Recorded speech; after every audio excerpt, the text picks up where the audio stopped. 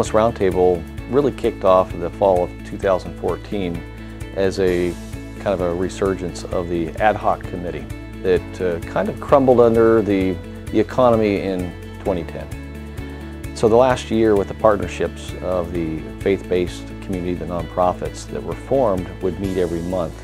And the gap that was really identified was who's really outside of code compliance or the police officers engaging with the homeless where they're at, not in some doctor's office. And what came out of that was the idea and the slogan, "There's a better way," but probably the most important thing was the people in the program that I have to absolutely say has been fantastic, and that is the Navigators.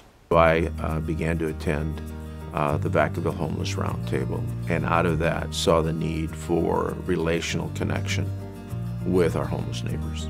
My experience with the Homeless Roundtable has been about now a year and a half. We began to attend many from our church to see the needs and see the solutions for the homeless. So out of that, we began to get a burden that we thought some of the solutions for the problem of the homeless in Vacaville was to have a relational connection to help them navigate the resources that are available. As we were beginning to have movement out of the round table and begin to formulate how we were going to build those relationships, we needed a title for the movement, and we dug into the history of the Homeless Roundtable, and we discovered that there was a phrase, "There's a better way," that was coined when the Homeless Roundtable went dormant in 2008. So we felt that that's a great title, "There's a Better Way." So we just owned it and began to move forward with that. Well, I've often been heard to say at a roundtable meeting, you can't arrest your way out of homelessness. Why is a person homeless? How did they get there? One thing that I know for certain as the chief, and offering all kinds of services, and hopefully it's not everyone going to jail, is there's got to be a better way. And so the Navigators actually are boots on the ground. It's the grassroots outcomes of a roundtable and a few people, especially Raleigh Galgan, looking at this and saying there's got to be a way where you're engaging people where they're at. And if they're under a bridge or in the creek, they're not in a house somewhere, we have to connect. And one of the biggest challenges is if it's a local organization that says, "I want to feed the hungry in the park," what's the "so that"? The "so that" is so that there can be an engagement. That's what the Navigators bring, is they're there reaching out to them whenever there's an event or wherever they're at, seeing and connecting the resources. That's how you make a difference. We took the title of Navigators because we were referred to some literature from Donna Beat, who is an expert on homelessness. And we didn't know how to train volunteers who wanted to build relationships with the homeless. But when we received her information, we began to teach and to begin to instruct those volunteers. The training covered different things of different ways of interacting with people. Don't give them money. Don't, kind of basic things. Just a lot of reading, a lot of getting together, hearing different stories, and just learning how to be relational with our homeless neighbors. And out of that, we learned that it's important to relate to them not just as homeless generically, but to know that they're from our community. So we began to call them homeless neighbors. And we are very faithful to remind each other that they are our neighbors and they may be homeless, but that isn't how you identify them. They're not homeless, they're individuals, and they're our neighbors. So we feel very comfortable with that, and I think they feel very respected being called our neighbors. For me, an important part is trust and a relationship between me and somebody that I'm working with. They've had hurts in their life. Their trust has been broken. They've been let down. Something traumatic has happened, and they don't have many people to turn to just to speak to. Our homeless neighbors are family. I mean, they stick together in groups. They know who to trust within that group, but some of the information they don't share just for personal reasons. As a navigator, we come in and we let them know we're there. We do care about them. That's why we're here and we spend our time with them. But we gain their trust. We don't expect it. If they want it, man, it's just a gift and we want to give it to them. They can be really mean looking. They can be really sweet looking. Most of them look like they're ashamed of themselves and their eyes are downcast. But if you can just stand next to them and talk to them, learn their name and greet them by name, something about someone talking to you and using your name just lifts your spirits and gives them, like, yeah, I'm worth something. I am a person. We have around 12 to 14 right now that are volunteers and that have been trained and or have been on the job with OJT. And they engage and build relationships with our homeless neighbors, and we get to know their stories, and they get to know our faces, and they get to know our names as we know their names, and ours is to build relationships. I remember seeing a woman named Shannon, and she had a rough look to her. She looked angry and frustrated, and I remember that specifically, and I share that with her now. But I started talking to her and just kind of figure out where she was at and how her day was going, and she's kind of thought I was being nosy, really didn't understand who I was. Talking with her kind of made her just give a smile, made her laugh, and it kind of opened up the door to a relationship to start.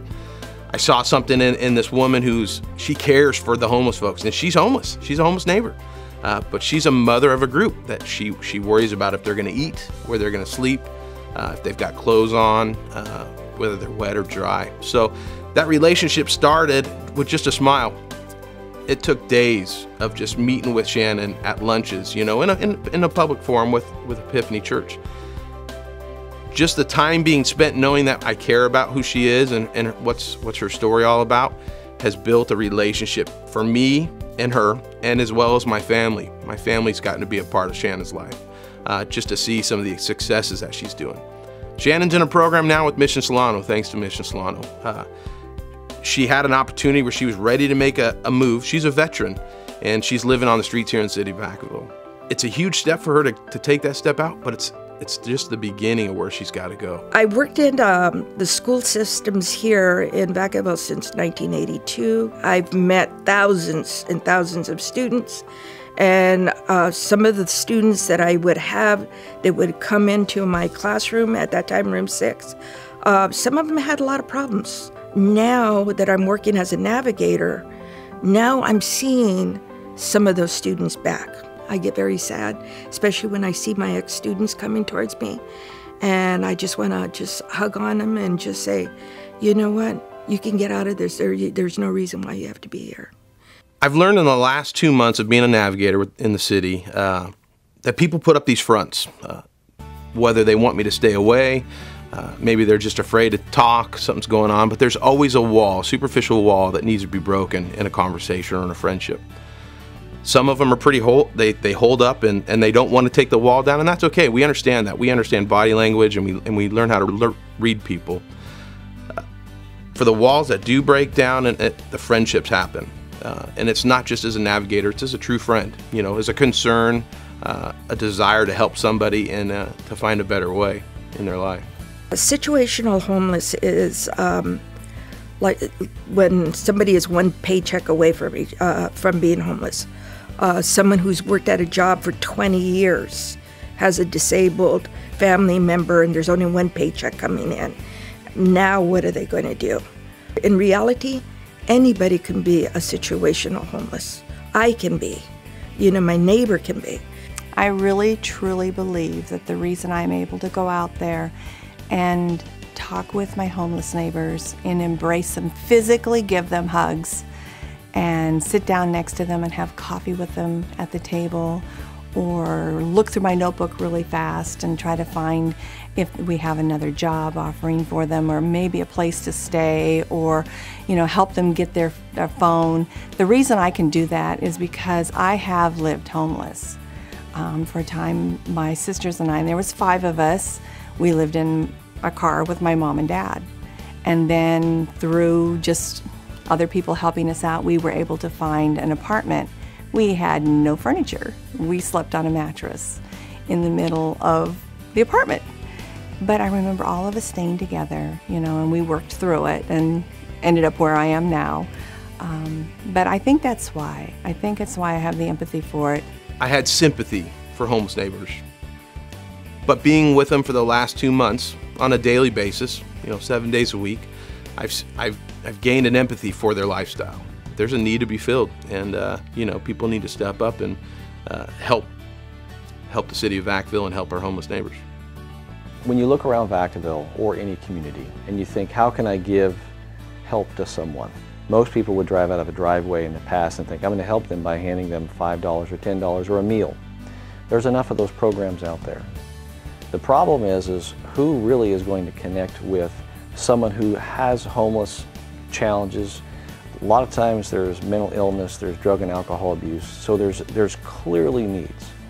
So you got to be the right person who wants to give of your time, and that's what had been lacking up to now, is people who would give of their time. And so the Navigators, through their training and volunteerism, getting people who are willing to be those people who stand in the gap. Because there's plenty of services out there, and the alternative is there's code enforcement. For those who are committing crimes, there's a system for that. How do you hold someone's hand who's resisting your help?